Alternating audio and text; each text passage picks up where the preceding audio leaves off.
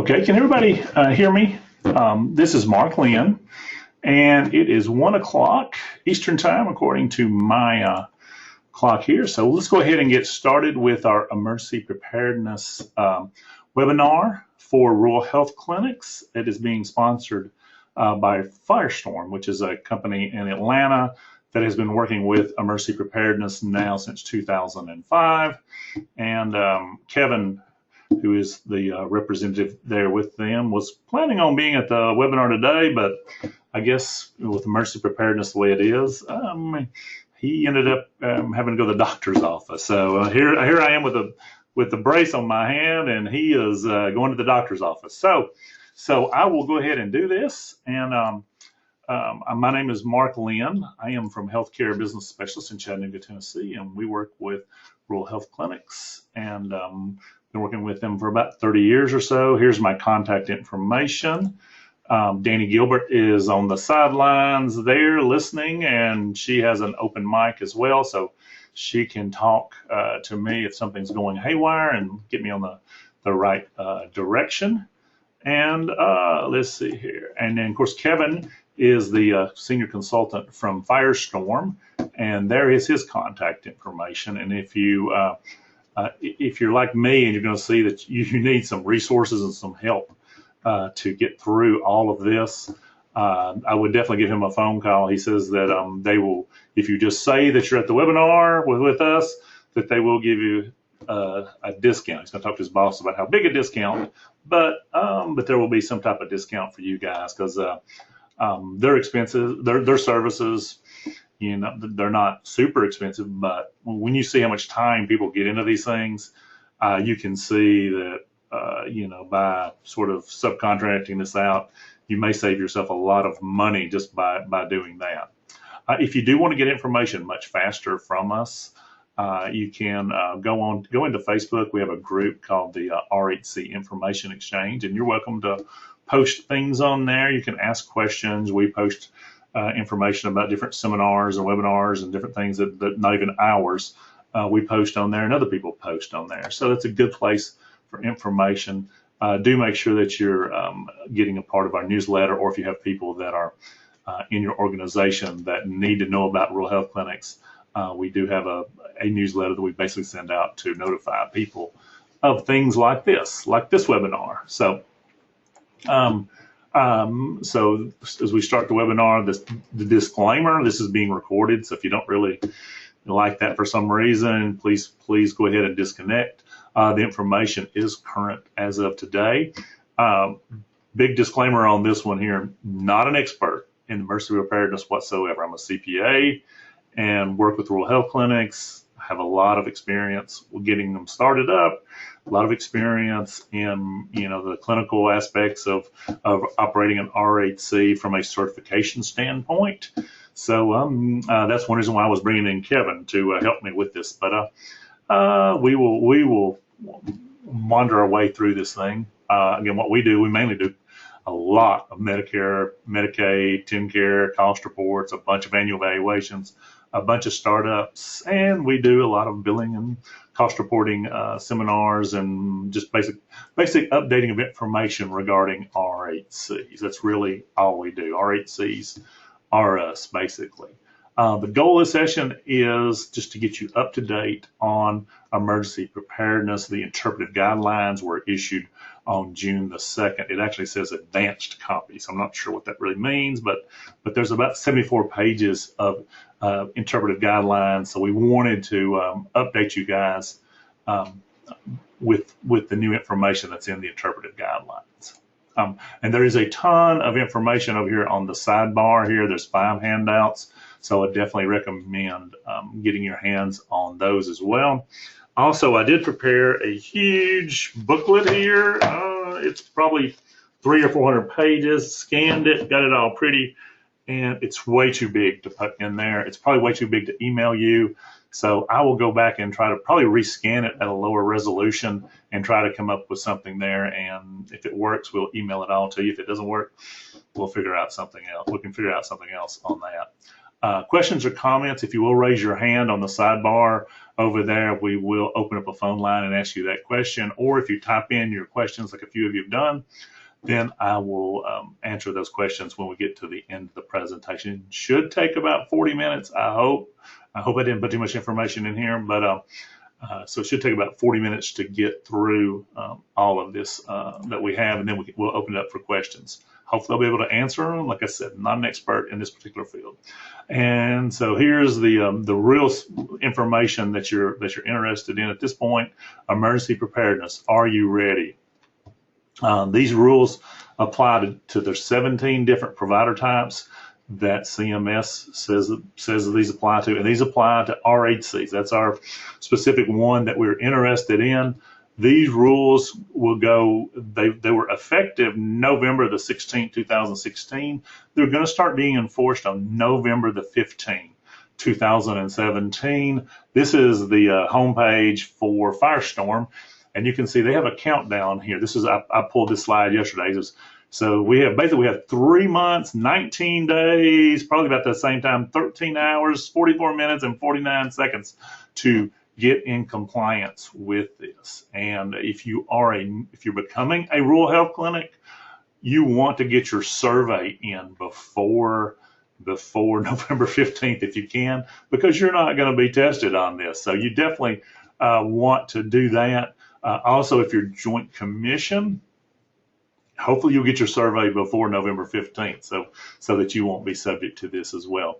Here's just a timeline on how this was done. Again, CFR was finalized 11/16/2016. Interpretive guidelines were issued June the 2nd. And then your must comply date, your drop dead date for having all this stuff done, including having a community-wide or participating in a community-wide training drill and a tabletop exercise, is 11/15/2017. This is one of those times where the old saying is, don't let the perfect get in the way of the good. I know from doing a lot of this stuff already is like, to get the stuff perfect the way you want it, you would never get it done. So I talked to Kevin yesterday about how much time that Firestorm has already put into this, and he had said he had already had 400 hours into this, and then other team members have had that much or more in developing, their products. And I certainly can see, that it would take that much time. I know I've probably got a good 2 weeks of time in just dealing with these regulations myself and just putting together the presentations and a couple of speeches that I've done. And the problem is, here's a big problem, is this 11/15/2017 deadline is when you have to comply. But as I said in here, it's like you've entered a race, but no one will tell you when it ends, because you don't know if you're running a sprint or a marathon to this 11/15 date. Because some of you, the surveyors are going to show up on 11/16, and you're going to have it ready. Some of you, your survey may not be there for 5 years, 6 years, 7 years. I've seen some people that almost never get surveys. I think one in California had 17 years between surveys. So you don't know when they're going to show up. The surveyors are going to show up on your doorstep. So if you've just been through one, then you can sort of, you can take your time and do it maybe a little bit slower. But if you think you're due one, you need to be really pushing to get this thing done by this 11/15 deadline. Again, this is a 9th condition level to be an RHC. Currently, or up until now, there were 8. This adds a 9th one. It is very time consuming to do. Like I've said, if you have children, and you've read your child that book, if you give a mouse a cookie, that's exactly the way this program is. It will suck up your time. So why is it important?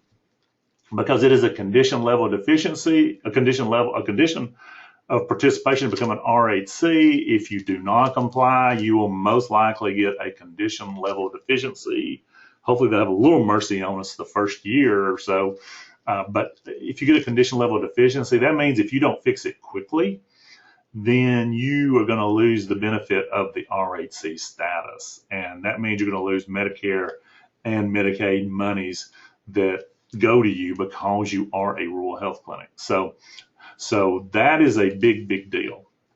And that's why we want you to do this. This is just another timeline for you that sort of breaks it down a little bit more detail, shows you when the actual regulations came out. September 16, 2016, where the regulations were actually published and finalized. And here is, if you want to go in and read those, you can. The reality is, there's only about 2 pages of these. They start on page 182 of the 186 pages, and that are very specific to RHCs. So if you start on page 182 and read those 2 pages, then you will get the regulatory piece related to RHCs. What happens is that regulatory piece, that 2 pages, explodes into these interpretive guidelines, which just came out. And those interpretive guidelines are about 74 pages long. And it's something, like I said, if you don't think CMS has a sense of humor, they're called Appendix Z. So the zombie apocalypse is coming on you with these emergency preparedness interpretive guidelines. And I guess we need to prepare for that as well. So Appendix Z was issued June the 2nd. Here is your links to that. They also issued a Microsoft Excel tool that shows exactly what the surveyors are going to look for. So those are very important tools for you to have. I think both of those are a part of those 5 handouts that I put to you over on the side. Also, this slide presentation is in a PDF format. The links should be workable on there as well. So if you pull that up, you can just click into the link and it should take you to each one of these resources. These are all brand new links, so I don't think we'll have any broken links in this one. The compliance team. If you guys use the compliance team or Quad A to be your deeming authority, they've been very nice and issued a 14-page standards for compliance team. I have those right here. They're very good. Kate Hill does a fantastic job, and she was in a meeting, and I was going to get her to do this with me today too, but she was in a meeting in where is she today? Somewhere in Texas. I forget. Austin, Texas. They're having a meeting down there. I was going to get Kate to explain this for us as well, but she's tied up down there. But definitely that is going to be your shortcut. That's probably one of the most important takeaways that I can give you, is to go to that document. And I will show you that document in a minute when we get to the appropriate place, and just see how well Kate laid it out for us, because it tells exactly what the interpretive guideline says, it tells what the reg is, and it says what the standards are, that what the surveyor from the compliance team will be looking at, which is basically the same thing. It's what's in that Excel spreadsheet. And then Firestorm had a presentation last week on getting ready for this as well. So here is a link to their presentation as well. They have free webinars pretty much every week or every other week, going all the way up until compliance date. So you want to sign up for those. Those are free. You can listen to those and find out information as we go along for this. So you definitely want to at least go in 1 or 2 of those. Again, talked about how much time it takes to do this. It is definitely a black hole that you can get yourself into. And you think about if it took, I was trying to do the numbers. If it took a provider, 300 or 400 hours of time working on this, don't assign this to your nurse practitioners, your PAs, or your doctors to do this stuff, because if you put 300 or 400 hours in this thing, which easily could, in amount of revenue generated, you're talking about $150,000 to $200,000 easy in time, or in money that you'd be losing because of amount of time they would lose. So here's something and I thought this was very good from the Firestorm presentation the other day. We'll play a little bit of true or false here. All organizations are ready for this deadline. The CMS preparedness will not take a lot of time. Each facility has one person that's going to be totally dedicated to this with no other responsibilities whatsoever. All these resources that it takes to do this are completely free, and leadership, your owners are completely, totally supportive of you spending 400 hours developing all these things that you have to for CMS that generates you absolutely no revenue. And of course, the answer to this one is none of those things are true for the most part. You have a lot to deal with, and available resources are free.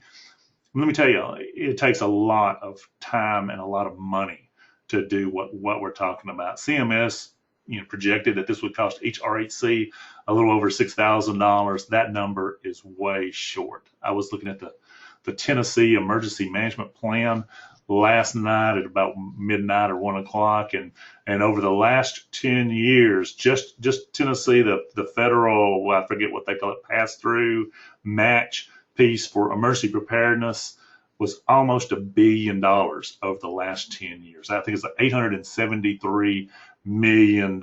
So believe me, these things, it takes money and it takes time to be prepared for the types of things that they've got you. You basically volunteered. Uncle Sam, I think my first slide there has a picture of Uncle Sam wants you. You are basically a first responder. You and everybody in your clinic, your employees, all of you guys have to be trained and be ready to respond to this. So again, you're not going to be able to do this on your own. You're going to need some help, believe me. And so what we've done is we just put some resources here for you, to either you can use the free pieces of it, or there's paid pieces there as well that will help you even more than the free stuff. Obviously, Firestorm, which they're in Atlanta, which I like that. They're close by. They're a smaller sized company compared to Everbridge. And this is Kevin's, by the way. This is Kevin's phone number. Here's his cell phone number, so you can call him. There's the website, and then there's the presentation from last week. Everbridge. If you just get on YouTube and Google Everbridge, you will see them everywhere. They have tons and tons of presentations on emergency planning. So I would definitely go in and look at those. It's amazing how few here. I'm still looking on my other computer over here. The screen has it. CMS Emergency Preparedness, 6 months to go by Everbridge. 143 views. I thought my YouTube channel is terrible, but even these guys, which Everbridge is, I didn't even know there's 200 countries in the world, and they're in 200 countries and territories. They are, New York Stock Exchange traded company. If anybody that you've ever dealt with that's been in the military, they know Everbridge. All the bigger hospitals use them.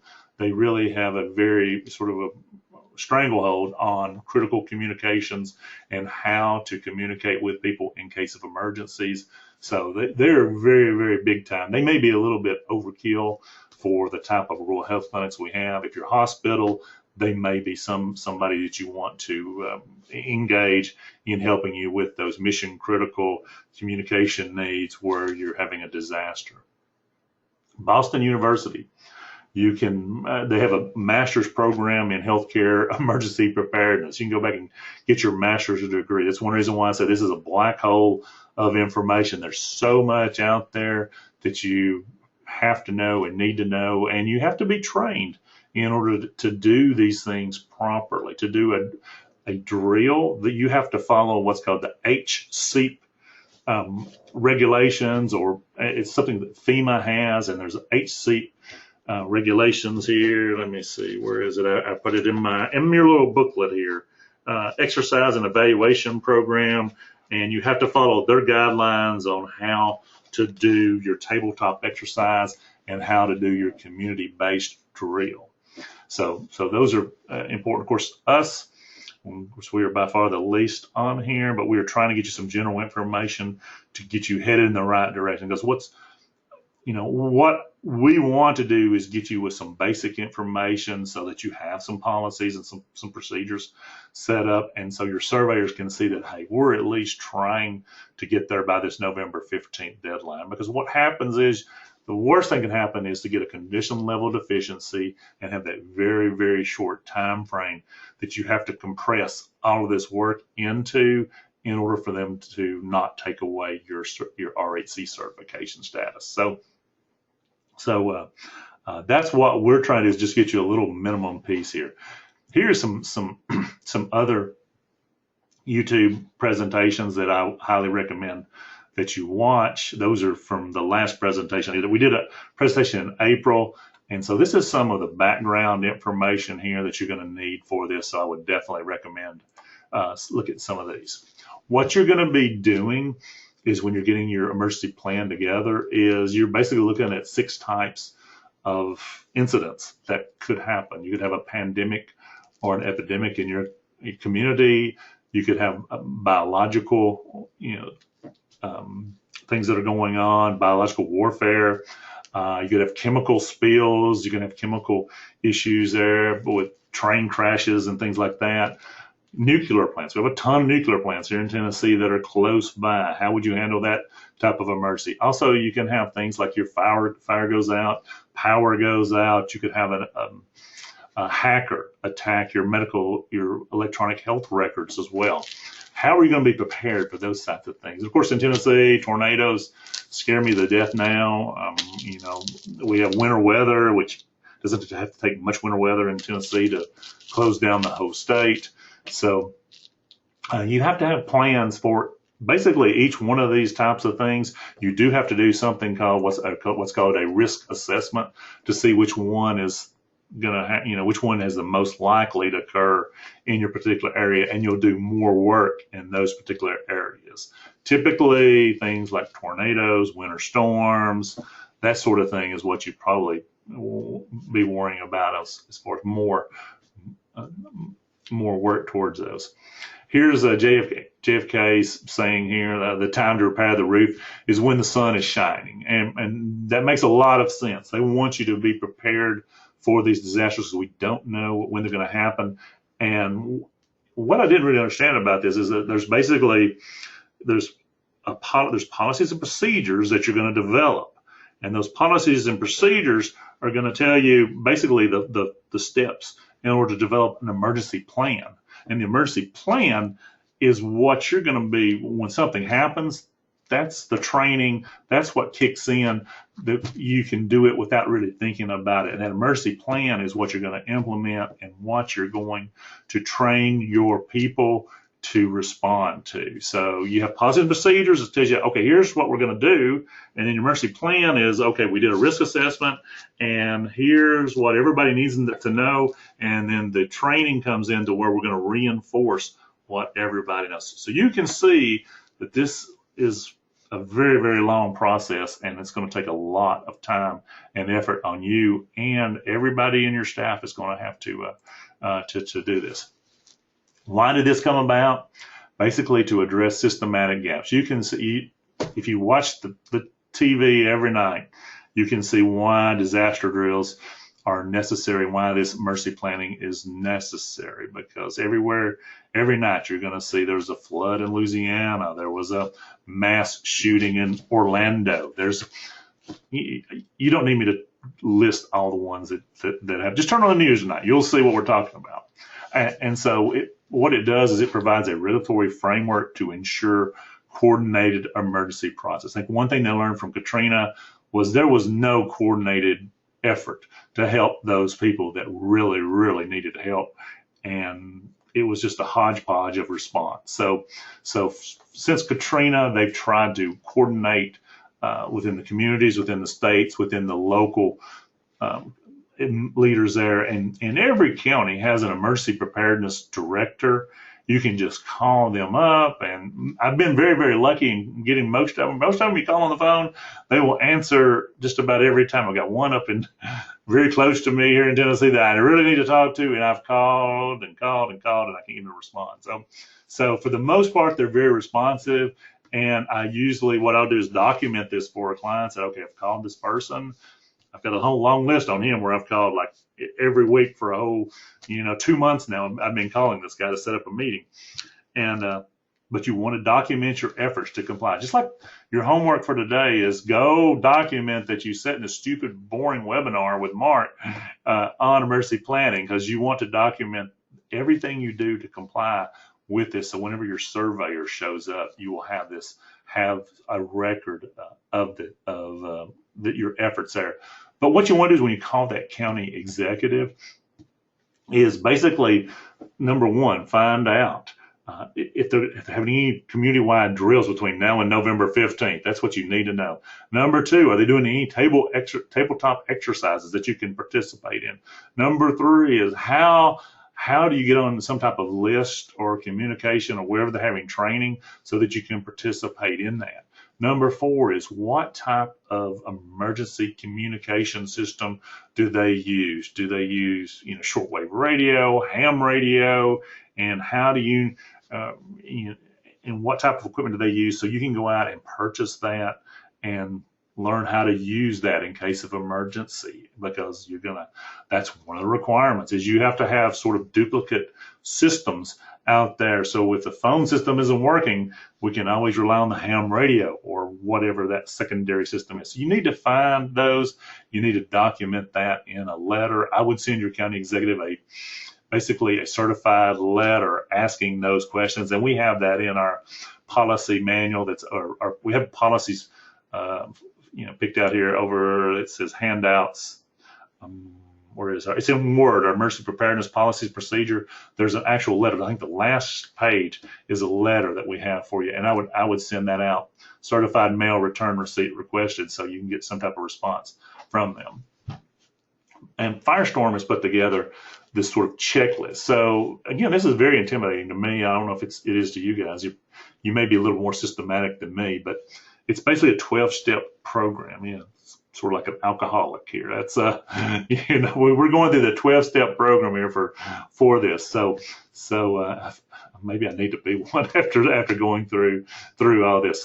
So number one is you want to do a all hazards vulnerability risk assessment. And I would add that to that letter to the county executive as well, because a lot of these counties, a lot of these areas have already put together, or there's something called coalitions. And you can get with the coalition, and they will have already done this all hazards vulnerability risk assessment, pre-done for you for your particular area, your particular county. You don't have to go in and reinvent the wheel and do that all over again. That would be a huge time saver for you. So you want to, number one is seek out somebody who has that. If you I Googled it last night to see if I could find any counties that had it. I know in Kansas, we were working with a client out there, and they had one it was amazing what those guys had. The ones in Tennessee, the big counties like, Hamilton County, Knox County, all those had those things already done. The smaller counties, they were basically relying on the state to do it. And the state basically had that 14-page report I just mentioned. They spent $873 million in the last 10 years. That's called the all hazards vulnerability risk assessment. That's sort of the first step that you're going to do. And then your emergency plan will have strategies to address each one of the most the hazards which would probably be the most likely to happen. You want to prioritize those, the higher ones. You want to have a plan for those, and then work your way down, and at least the most 4 or 5 or 6 likely things to happen. You want to have a good plan for that. So you have to communicate with people. It's one of the problems, I guess, that I have, because I'm never good at communicating with people, is you have to have a process of coordination and collaboration with state, local facilities. Reach out to your hospitals. They're having to deal with this just like you guys are. And so you want to reach out to your hospitals and get involved in that. And then put together your policies and procedures. Some of these items here may scare you. So remember, all of these are not applicable to RHCs. They have different guidelines for different types of entities. Hospitals, nursing homes, home health agencies do things one way, and rural health clinics will do them another, and they won't be quite as onerous, like down here where it says to have a backup power for the facility to keep it operational for 96 hours in emergency.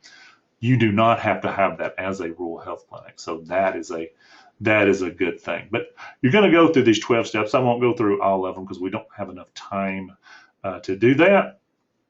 But here is there's 4 components to your emergency preparedness program: risk assessment and planning, policies and procedures, a communication plan, and training and testing. And And each one of these are very, very difficult to do from what I can tell. This communication plan, you basically have to get on a piece of paper and find all these people that we're reaching out to. We need to get their names, their phone numbers, their addresses, and then we need to get a secondary way to communicate with them in case of a emergency, just in case the phone lines are not working. Again, that's where your ham radio comes into play, or shortwave radio. And then that communication plan, you have to include your employees, the hospital, anybody that's going to be involved in this emergency. You're going to have to set them up in this plan. You're also going to have to update this every year. All these plan items, when I look at Kate Hill's interpretive guidelines here, every single thing in here has to be updated on an annual basis. So you just can't do this once and forget about it. Every year you're going to come in and make sure that you're going to have to test it, or get to your employees and say, okay, is this still your cell phone number? Is this still your, beeper number? I don't know if people still have beepers or whatever, but you're going to have to figure out a way to do that. In rural areas, I'm not sure if they really understand how hard it is to communicate it in a lot of these rural areas. It may be just email addresses, word of text, that sort of thing, but the communication plan will be a big piece of it. Your positive procedures, I think we've given you a good head start on that. If you just take that Word document and sort of play with that, you should be good. Your risk assessment, that's going to be your all hazards risk assessment, all your vulnerabilities there. And then that's your emergency plan that you come up from that. And then your training and testing. As a rural health clinic, again, you're required to do one community-wide activity per year. You're also required to do one tabletop testing. So those are your basic requirements there. If you're a Joint Commission hospital, you are required to do 2 active boots on the ground, community-wide emergency drills every year. So keep that in mind. If you're Joint Commission, the standards are a little different. Also, if you're part of a hospital chain, you can't just rely on the hospital to do all this stuff for you and you guys not participate. You're going to have to stand on your own, just like you're an island out there, that you're going to have all your documentation there. You're going to have to go through all 4 of these items here, but use the resources of the hospital. Go to the meetings at the hospital. I'm sure the hospital's going to make you do it anyway, and document your stuff individually at each location, as well as I'm sure the hospital will have an integrated way that they will document this. But make sure you have documentation at your facility. It's going to be very important. Again, we have a lot of nurses and nurse practitioners involved in this, and the importance of documentation. Everything is going to be super important that we have this, especially this first year when we may have a hard time getting an active drill. Oops, let me turn this down here. We're going to have a very hard time of getting an active drill with somebody by November the 15th. We may have missed that community-wide drill. Is what I was trying to say. That phone got my brain a little bit off track there. Emergency plan. Here are the 4 different pieces of it, and we just show a little bit of what each one is. I think I pretty much described each one of those just now for you. So, I think you pretty much understand what's in there. Again, this is your risk assessment. We've talked a lot about that, but you can go through and read each one of those. Again, it's an all hazards approach. So, and you want to document this. One thing that from reading the interpretive guidelines is that the surveyors are going to look for your documentation. So just don't come out there and say, oh, we know what we need is a tornado and we're going to do a tornado. You have to have documentation about how you came up with that, and keep every piece of that documentation. You're going to get paid by the pound on this one here. So the risk assessment, again, may be done by local agencies already. So call somebody locally or Google that. You can see that these all hazards risk assessment, why it's going to be so tough to do. You're going to have to look at hazards like fire, explosions, natural hazards, hazardous materials, terrorism, workplace violence, active shooter. We live in Tennessee. There's a lot of active shooters here. So pandemic, utility outages, we have a lot of those as well. assets at risk. What you're trying to do is just manage the vulnerability of these assets and get them back in operation as quickly as possible after a disaster has happened. And you're trying to minimize the impact of that as well. The second one, again, is the policies and procedures that you have to have addressed. Again, we've sort of given you a head start on those, but you have to have those implemented and approved. And every year you have to look at them and update those. It's very clear in the interpretive guidelines that these things have to be looked at every year. Here's your communication plan that you have to develop. Again, you have to have all of your contact information from your staff, entities providing services under arrangement. I guess that would be me. You're going to need my contact information, or somebody's going to be helping you in the middle of a disaster drill, how to get a hold of them as quickly as possible. And think about things like your supplies, your pharmaceuticals, things like that. You definitely want to have those people on this communication plan and have alternative methods in order to get a hold of them, just in case you're in an emergency, because you may need pharmaceuticals, you may need supplies, bandages, you may need all sorts of things that you need to provide services to people in a very uncomfortable situation. And so you want to make sure you reach out to those people and that you have arrangements to do that. Volunteers, it talks about volunteers. You are not required as a rural health clinic to have volunteers to help you with this. And if you do have a volunteer, they're going to have to be on the communication plan. You're also going to have to, if you do have volunteers, you're going to have to make sure they get certain training and make sure you get certain signatures from them in order to be involved in this. If it was me, I would probably just, if I'm a small rural health clinic with one physician, one nurse practitioner, and 4 or 5 or 6 employees that are helping out, I would not get volunteers, because it seems like it would a lot of liability for something highly unlikely. And then, of course, your federal, state, local folks, you're going to have their emergency preparedness staff. You want to be involved in meetings. I know in Kentucky, I'm going to a meeting in August 24th, where they're having the regional people get together for 3 or 4 hours and have an emergency preparedness session. We should be getting something like that going on in Tennessee pretty soon. I know I've been working on something for our clients up in East Tennessee, and I'm just trying to get the emergency management officials to respond to me for those. So we definitely want to have some meetings like that. We may get involved in trying to get some meetings pulled together for some of our core places where we have a lot of clients in one particular area. I know I'm going to be speaking at the National Association of Rural Health Clinics meeting in October. So if you do have experiences, or if you have tools or things that we need to know when we communicate with the national audience up there, please let us know.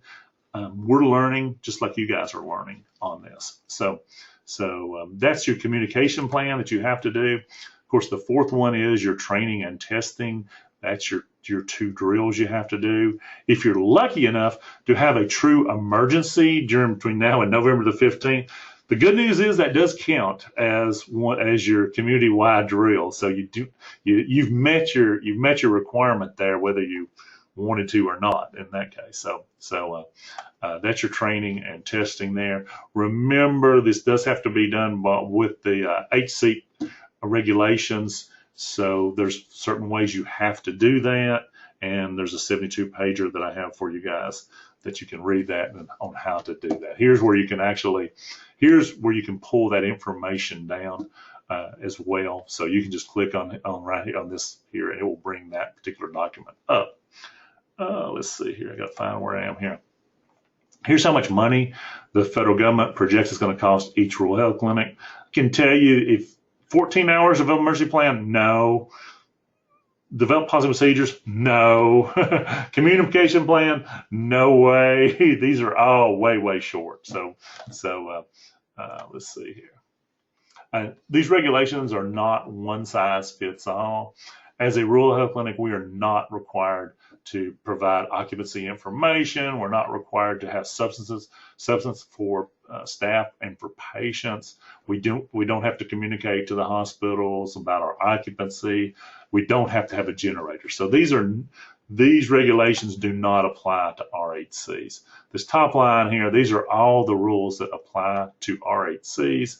On this, back where we were, if there's nothing in this line here, then that means we have to do whatever the hospital does. So emergency plan, same rule as emergency plan. Training and testing, same as the hospital.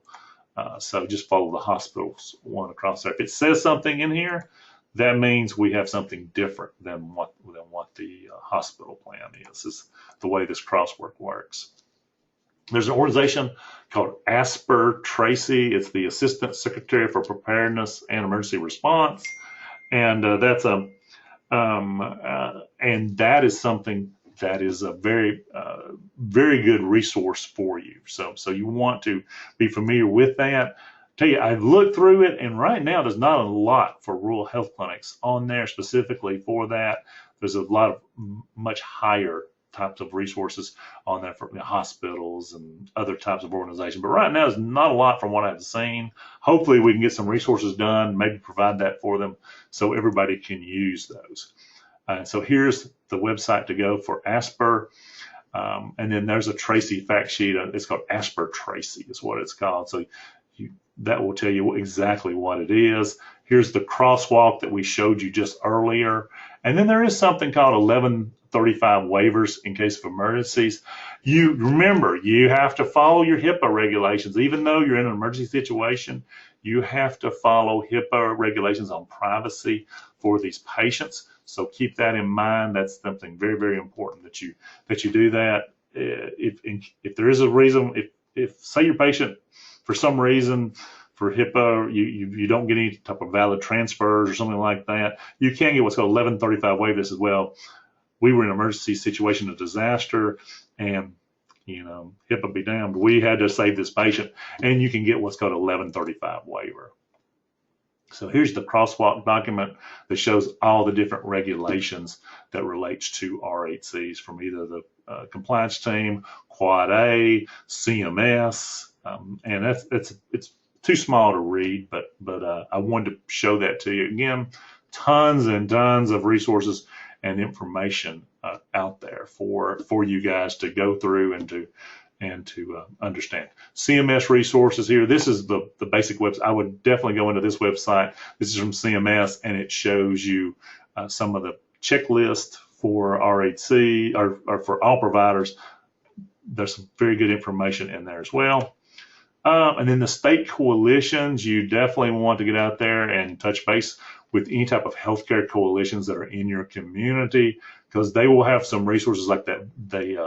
The risk assessment, most healthcare coalitions have done a risk assessment already. So you want to communicate with those. If you click into that link, that will open it up. You'll go into your state, and then you can look for your particular area. Typically, the coalitions are regionalized. So Tennessee, of course, we're going to have Middle, East, and West Tennessee coalitions, and you can work with them, and some of them are even more detailed than that. Here's some more of the checklist, the coalitions. There's a couple of them for Georgia just to see how things are. I'm looking at my clock here. We're at 1:44, so I'm running a little bit over on my time. And then here's the policies and procedures in a Word format, and a PDF format, and then there's a 2-page risk assessment in here as well. Okay, I'm only 4 or 5 minutes over my time. Questions, comments? I will look over here. If you raise your hand, I will look and open up your line so that you can ask your question. And we will try to email you out some materials that, again, list here. We will this big huge document here that's 400 pages long. I'll rescan it at a lower resolution, and I will get that out to you guys as well. Let me see if anybody's got their hand up. If you have questions, Cynthia. Okay, I'm gonna try to open up Cynthia's line and see. Self-muted. Okay, Tindy is self-muted. Okay, not sure what's going on there. Okay, I'll just keep on going. If just put your hand up if you want to have a question, and after that, I'll go into the questions that have been typed. Okay. Okay, nobody with their hand up. Okay, we'll go in think I answered Stephanie's question. Nevins, I answered his already. Lana, okay, I'm going to have to go into the questions and let's see here.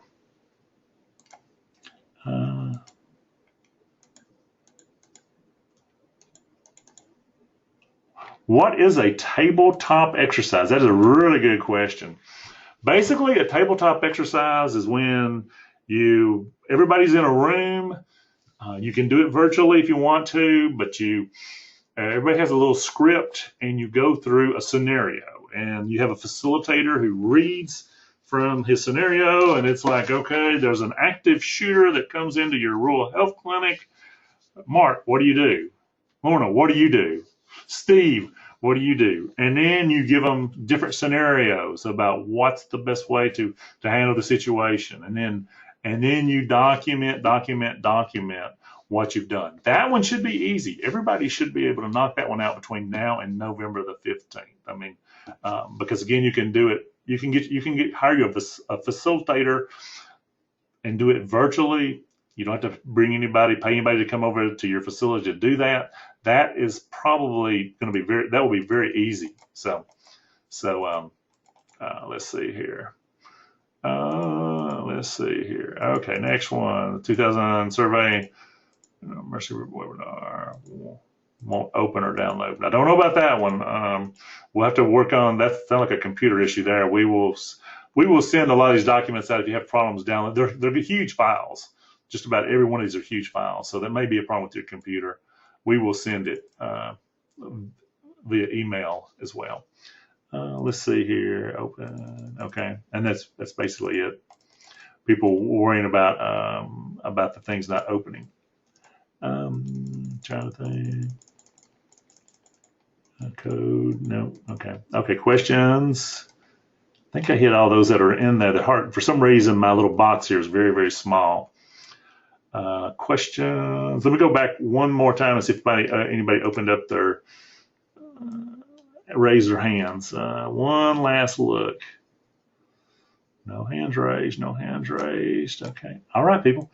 All right. Good luck. It's going to be a lot of work. Go out there and get you some resources to do this to help you out, because it is going to be November 15th will be here before you know it. If you have any great ideas or anything like that, or great resources, let me know. Again, we're going to be doing a presentation in the National Association of Rural Health Clinics in October, and we'll be talking a lot about this in our fall seminar series. I know October 26th, we're going to be in Nashville and Brentwood at the Tennessee Hospital Association building there. We're going to, and it's a much bigger space than what we've had at the Marriott Courtyard.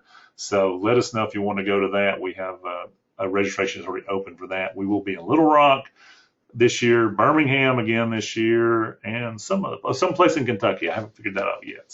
So thank y'all for being here today. We will have some continued webinars on this as well. One thing, what I'm going to do is take each one of these sections, like of the 4 sections that you have to do. I'm going to break them down into 4 different webinars. So we'll have one webinar on communication plan. We'll have one webinar on policies and procedures. We'll have one webinar on hazards, on all hazards, so you can go through that as well. All right, thank you. We're going to sign off on this thing here. I'm going to stop recording and close this thing down.